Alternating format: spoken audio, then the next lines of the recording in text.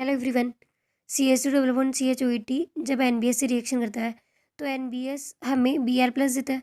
तो Br+ यहाँ पे एज इलेक्ट्रोफाइल वर्क करेगा। इस वाले कंपाउंड में जब ये डबल बॉन्ड इधर शिफ्ट होता है तो यहाँ पे पॉजिटिव चार्ज आएगा। ये पॉजिटिव चार्ज ऑक्सीजन के लोन पेयर से स्टेबलाइज हो जाएगा।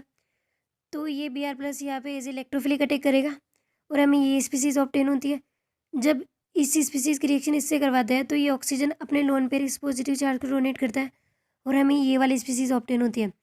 अब यहाँ पे ये हाइड्रोजन अपने इलेक्ट्रॉन ऑक्सीजन को देगा और इस ऑक्सीजन को न्यूट्रल कर देगा, क्योंकि ऑक्सीजन एक इलेक्ट्रोनेगेटिव एटम है और किसी भी इलेक्ट्रोनेगेटिव एटम पे पॉजिटिव चार्ज अनस्टेबल होता है।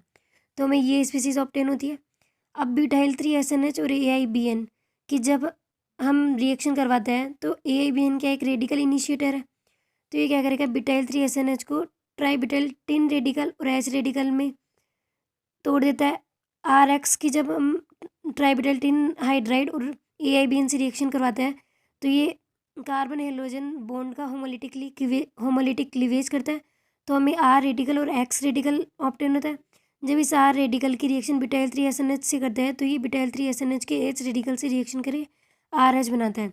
तो यहाँ पे अगर हम कार्बन हेलोजन बॉन्ड को होमोलिटिक क्लीवेज करवाते हैं तो ये एक बॉन्ड का एक इलेक्ट्रॉन यहाँ पे शिफ्ट होगा और एक इलेक्ट्रॉन यहाँ पे, और हमें ये स्पीसीज ऑब्टेन होती है।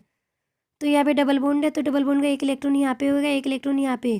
तो अगर ये रेडिकल फ्री रेडिकल यहाँ से रिएक्शन कराता है, यहाँ से रिएक्शन करता है तो हमें यहाँ पे 1 2 3 4 5 मेंबर रिंग बनती है। और अगर ये वाला रेडिकल इस रेडिकल से रिएक्शन करता है तो यहाँ पे 6 मेंबर रिंग बनती है।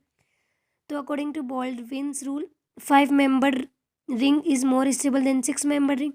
तो हमें 5 मेंबर रिंग ऑब्टेन हो जाती है। तो हमें ये B प्रोडक्ट ऑब्टेन होता है और ये वाला A प्रोडक्ट ऑब्टेन होता है।